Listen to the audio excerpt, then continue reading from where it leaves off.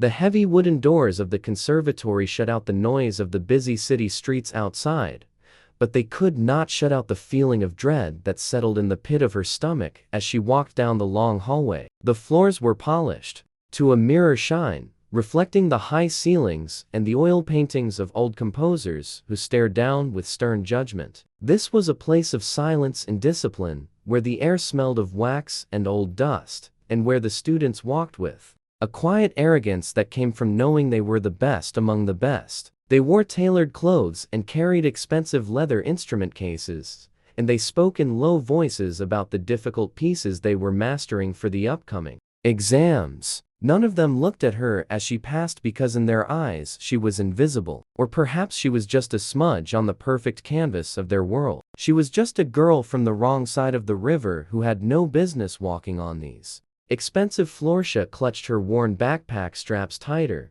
and kept her eyes focused on the ground, watching her own scuffed sneakers move one after the other. It felt like she was walking through a dream where she was an imposter waiting for someone to shout out her name and tell her to leave. This prestigious school was built on tradition and strict rules, and she had broken every single one of them just by being here. Most of the students had started lessons when they were toddlers, their parents paying top dollar for the finest tutors to shape their fingers and their minds before they could even read a book. But she had found music in a different way, in a dusty community center hall where the heat did not always work, and the piano had keys that stuck sometimes. She had taught herself by listening and by feeling the rhythm in her bones. It was a raw and messy way to learn, and it gave her a style that was full of emotion but lacked the clean precision that the teachers here valued above all else. Practice rooms were lined up along the corridor, and she could hear the faint sounds of scales and arpeggios drifting through the thin walls. It was a relentless sound of students drilling their technique until it was perfect. But when she finally found an empty room and sat down on the bench, her hands shook slightly. She placed her fingers on the cold ivory keys and took a deep breath, trying to calm her nerves. She knew that Professor Vance was watching her. He was the head of the department and a man who believed that music was a science, not an art. He was a tall man with silver hair and eyes like ice, who seemed to take personal offense to her presence in his school. He had made it clear from her very first day that he did not believe in talent that was not forged by years of rigorous discipline. He would often stand in the back of the room during her masterclasses with his arms crossed, shaking his head slowly whenever she played a phrase with too much rubato or too much feeling. He called it sloppy and undisciplined, and he told her repeatedly that she would never make it as a professional if she did not learn to follow the rules. His voice echoed in her mind as she stared at the sheet music on the stand. She was supposed to be preparing for the end-of-term recital, but the notes seemed to blur together in front of her. The pressure was building every day, and she could feel the weight of it pressing down on her shoulders. She knew that the other students talked about her behind her back. They whispered about how she was only there because of a diversity program or a pity scholarship, and they laughed at her old clothes and her naive way of playing the piano. But they did not know the nights she spent practicing until her fingers bled, or the sacrifice it took for her family to even afford the bus fare to get here. They only saw the surface, and they judged what they saw. The door to the practice room creaked open, and she jumped, turning around to see a group of students standing there laughing at something until they saw her face and went quiet. They looked her up and down with smug smiles before walking away,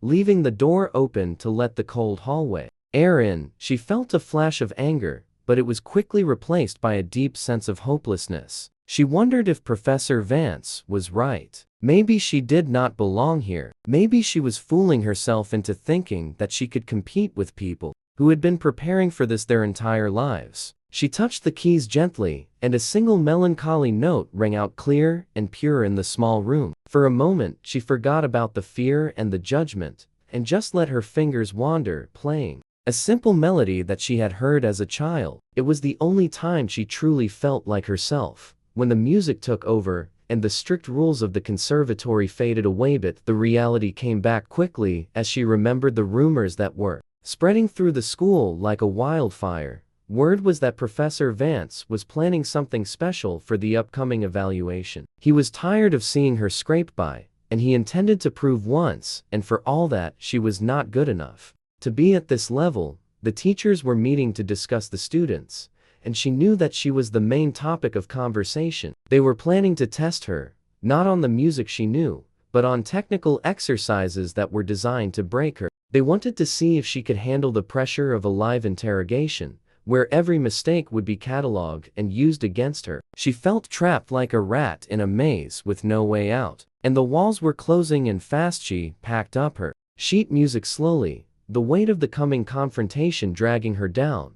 She walked out of the practice room and into the hallway, which was now emptying out. As the evening approached, the sun was setting outside, casting long shadows across the polished floor, and she felt very small in the grandness of it all. She knew that the next few weeks would determine the rest of her life. If she failed this evaluation, she would lose her scholarship and she would have to go back home to a world where opportunities like this simply did not exist. The thought made her stomach churn with anxiety, but underneath the fear, there was a tiny spark of defiance, a refusal to let them win without a fight. She did not have their perfect technique, or their expensive education, but she had something else, a connection to the music that went deeper than just hitting the right notes. And she prayed that it would be enough to save her when the time came to face the music. The morning of the evaluation arrived with a heavy gray sky that seemed to press down on the city roofs, matching the storm that was brewing inside the young student's chest. As she walked toward the main performance hall, her shoes made a soft,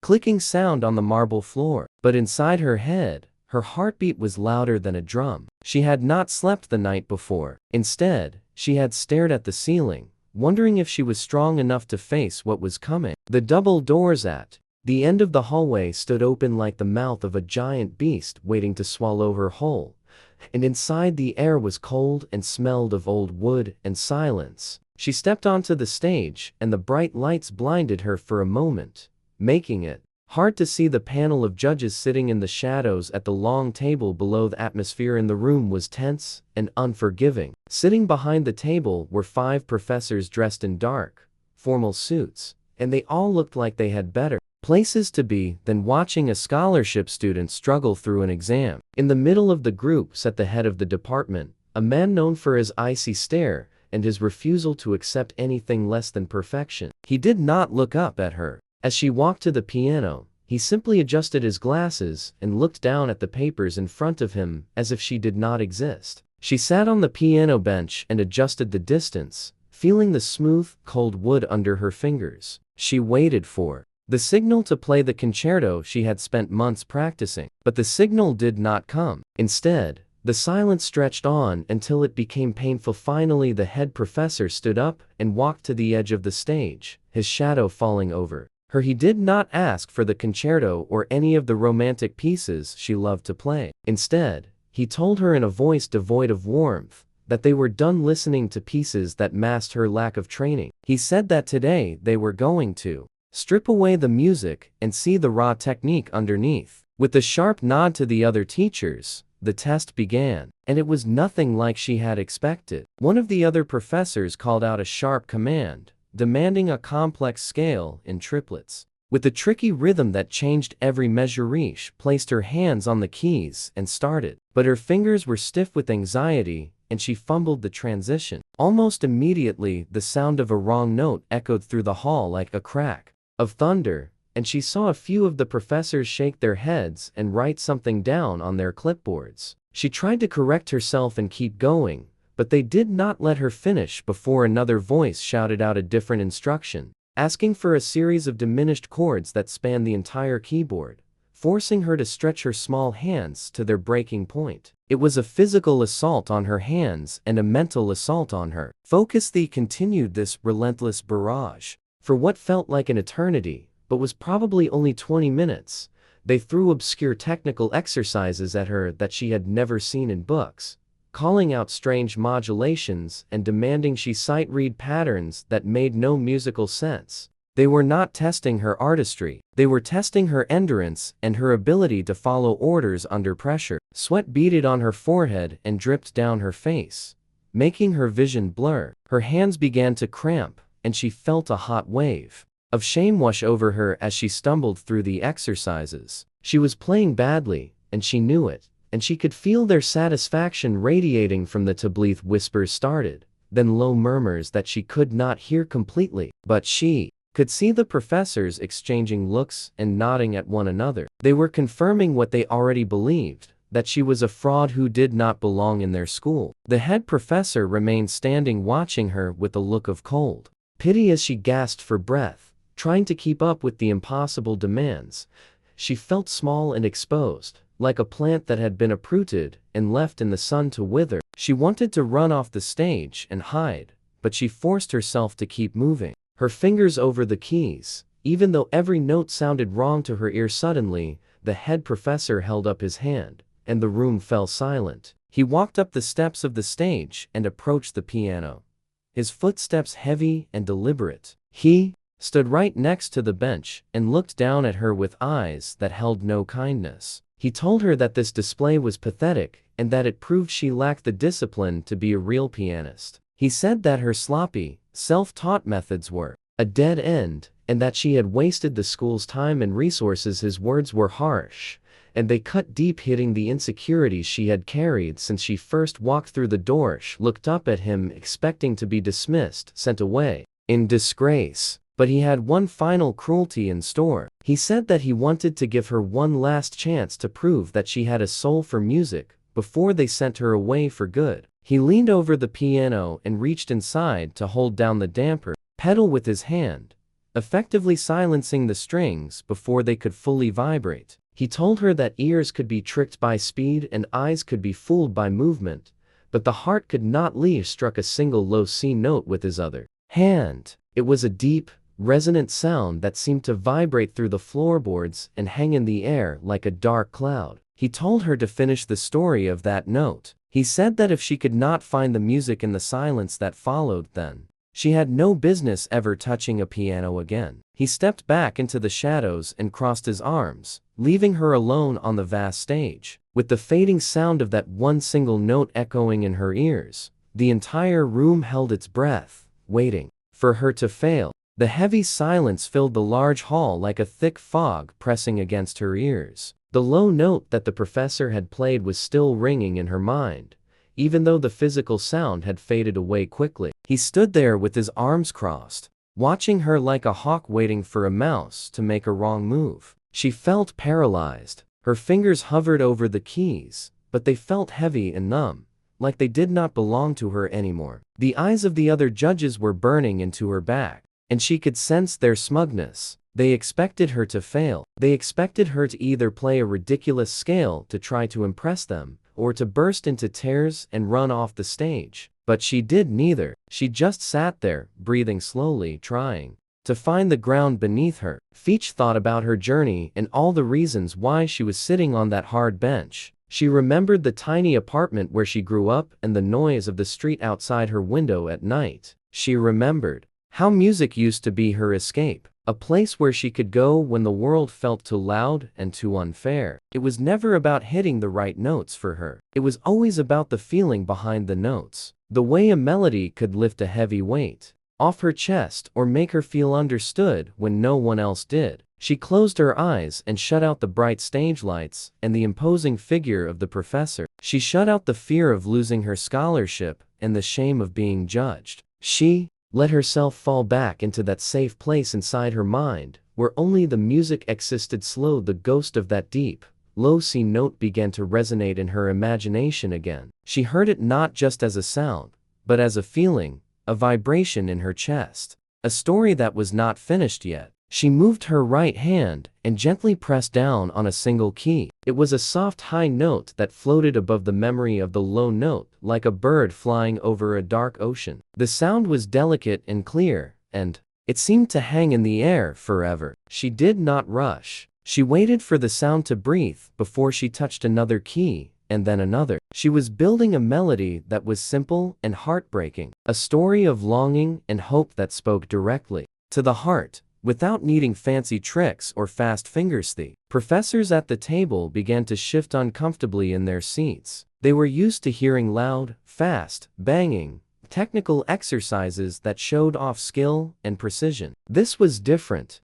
This was quiet and intimate, and it demanded that they stop thinking and start listening. The harsh expression on the head professor's face twitched slightly. He had expected noise, but instead he was hearing a whisper that was louder than a shout. He looked at the other teachers and saw that their pens were no longer moving on their clipboards. They were all staring at the young girl sitting at the piano, completely captivated by the strange melody she was weaving. She was no longer aware of the room or the people in it. She was lost in the flow of the music. Her fingers moved with the confidence that had nothing to do with technique and everything to do with truth. She played a series of chords that harmonized with the low note that was still echoing in her mind, creating a rich tapestry of sound that filled every corner of the hall. The melody grew slowly, like a flower opening up to the sun. It was sad, but there was a strength underneath it, a refusal to give up that resonated with everyone who heard it. It was the sound of her own life,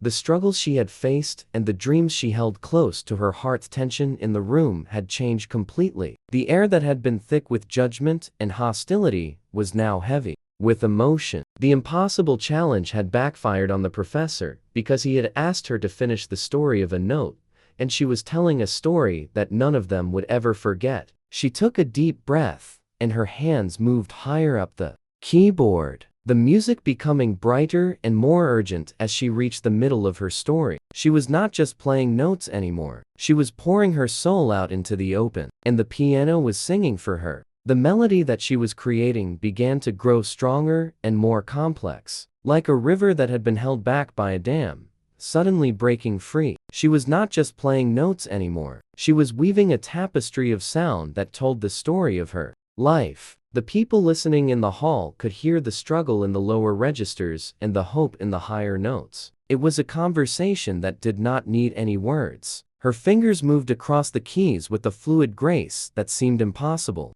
For someone who had been shaking with fear just a few minutes earlier, she had forgotten about the judges and the scholarship and the terrifying man standing over her. All she could feel was the vibration of the strings under her hands and the music flowing through her veins. The head of the department stood frozen near the piano, his arms still crossed, but his posture had changed. He was no longer looking at her with disdain. His eyes were wide and fixed on her hands as they danced over the ivory keys. He had heard thousands of students play in his long career, but he had never heard anything like this before. It was messy and raw in places, but it was honest in a way that the perfect, sterile playing of the other students was not. He realized that the technical errors he had criticized her for were actually the things that gave her music its humanity and its soul. The harshness of the earlier exercises had vanished, replaced by a profound silence in the room where no one dared to breathe. The other professors at the long table were equally stunned. They had put down their pens and stopped taking notes entirely. Some were leaning forward with their elbows on the table,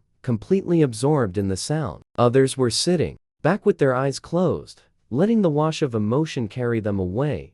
They had prepared themselves to critique a performance, but instead they were witnessing a moment of pure creation. The girl was not remembering a piece she had memorized. She was building something new right in front of them, based on a single feeling and a single note. It was a display of instinct that no textbook could teach, and no amount of practice could replicate. As the improvisation continued, the music shifted from a sad, reflective mood to something more powerful and triumphant. She played chords that rang out like bells in a cathedral, signaling a change in the story. It was the sound of overcoming the odds, of standing tall after being knocked down. The sound filled every corner of the vast hall, bouncing off the high ceilings and the polished floors. It seemed to shake the dust off the old paintings of the composers, who were looking down with approval. This time the energy in the room was electric, and the air seemed to vibrate with the collective emotion of everyone present. The girl was no longer a scholarship student from the wrong side of town. She was a master of her craft,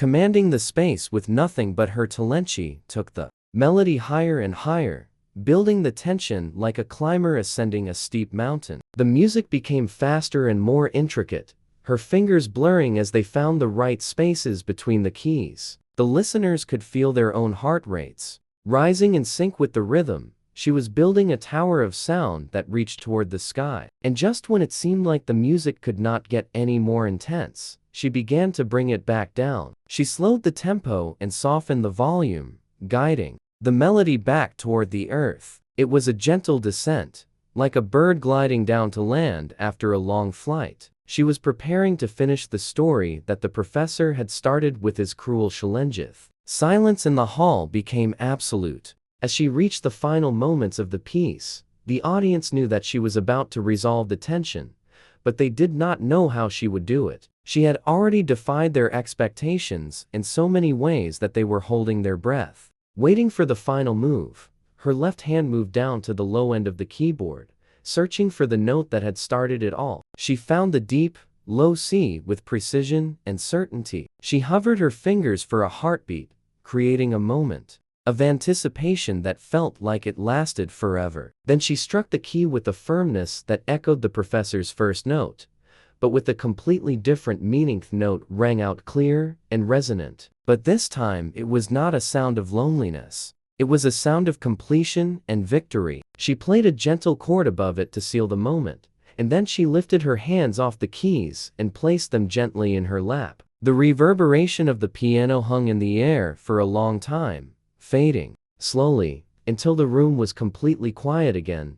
The girl sat still, with her head bowed, her chest rising and falling as she caught her breath. She had no idea what the verdict would be, but she knew that she had told the truth with her music, and that was all that mattered to her. In that moment, the head of the department slowly lowered his arms and looked at the other judges. His face was a mask of shock and confusion because everything he believed about music had been challenged in those few short minutes. He had tried to test her and break her, but instead she had shown him that there is a magic in music that cannot be measured by rules or scales. The other teachers sat in stunned silence, looking at the young girl on the stage. With a newfound respect, they realized that they had been judging a book by its cover without ever bothering to read the pages inside. The heavy atmosphere of judgment had completely disappeared, replaced by a lightness and a sense of awe that no one in that room would ever forget. The silence that followed the final chord was heavy and absolute. It was not the awkward silence that usually follows a mistake,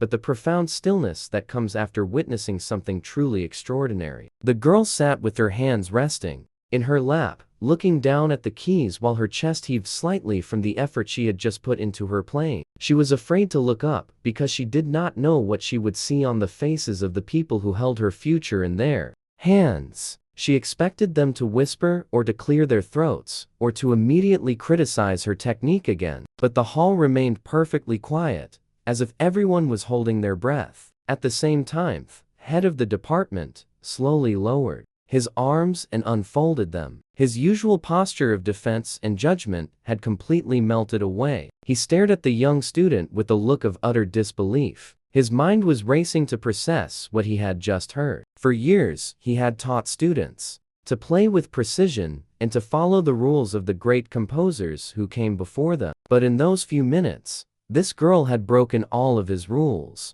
And yet, she had created something more beautiful and moving than anything his top students had ever played. He realized that he had been trying to fit a wild animal into a small cage, and when he finally opened the door, the animal had shown him a world he had forgotten existed. Looked at the other judges and saw that they were all equally stunned. They were no longer looking at their clipboards or checking the time. They were all looking at her with a mixture of awe and respect. The strict teacher who had been so eager to fail her earlier now felt a strange sense of gratitude wash over him. He realized that he had been the one who was tested today, and he had almost failed by letting his prejudice blind him to the true spirit of music. He took a slow, deep breath and walked toward the piano, his footsteps echoing softly in the quiet room. The girl finally looked up as he approached, and her eyes were filled with tears that she was trying hard to hold back. She saw the change in his face,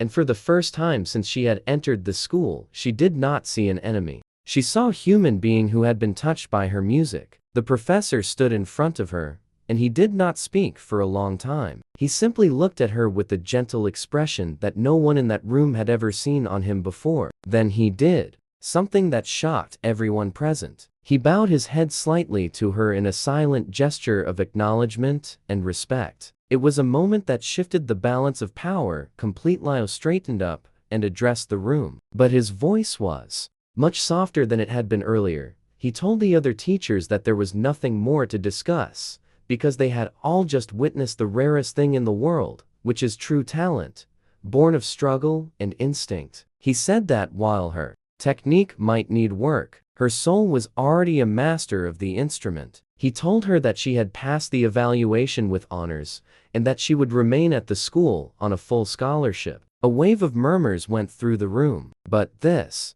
time, they were not whispers of judgment, but sounds of agreement and approval. The relief that washed over the girl was so intense that she felt like she might collapse right there on the piano bench. She had been fighting so hard for so long to prove that she belonged, and in that moment she finally felt like the heavy weight had been lifted from her shoulders. The professors gathered their things and began to file out of the hall, but many of them stopped to pat her on the shoulder, or to give her a nod of appreciation as they passed by. The atmosphere in the room had completely transformed from a place of judgment into a place of celebration, and the girl sat alone on the stage for a long time, just letting the reality of her victory sink in. That day became a legend in the history of the school, and was told to new students for years to come as a reminder that music is about more than just hitting the right notes. The girl went on to have a career that was nothing short of miraculous. She became one of the most celebrated pianists of her generation, known for the deep emotion and raw power of her performances. People traveled from all over the world just to hear her play, because she had a unique ability to connect with the audience on a spiritual level that no amount of technical training could teach. She played in the grandest concert halls in the world, filling them with the same magic she had created in that small practice room. But she never forgot the day of the evaluation and the professor who had tried to break her. Years later, when she was famous and successful, she would sometimes look out into the audience and see him sitting in the front row with his eyes closed, listening to her play with the same look of peace on his face. She often thought about that single low note he had played and how it had changed her life. It had started as a test designed to make her fail, but it had become the foundation of her success because it forced her to trust herself and to play from her heart. She learned through her journey that the rules and the strict traditions of the past are important, but they should never be allowed to stifle the fire of creativity. She proved that there is room for different kinds of beauty in the world, and that sometimes the most beautiful voices are the ones that come from the humblest places. Her story became an inspiration to countless other young musicians who felt like they did not belong because they were different, or because they did not follow the standard path. She showed them that if they stay true to themselves and play with honesty, the world would eventually stop and listen. In the end, the teacher who tried to test her became one of her greatest supporters, and the two of them developed a deep mutual respect based on the music they shared. He learned from her that true art cannot be taught or measured, it can only be felt, and she learned from him that even the hardest hearts can be opened by the power of a single melody. The piano sat in the center of the stage for many years after that day, a silent witness to the moment when one note changed everything and proved that talent knows no boundaries, and that the human spirit is capable of overcoming even the toughest tests when it is given the chance to sing.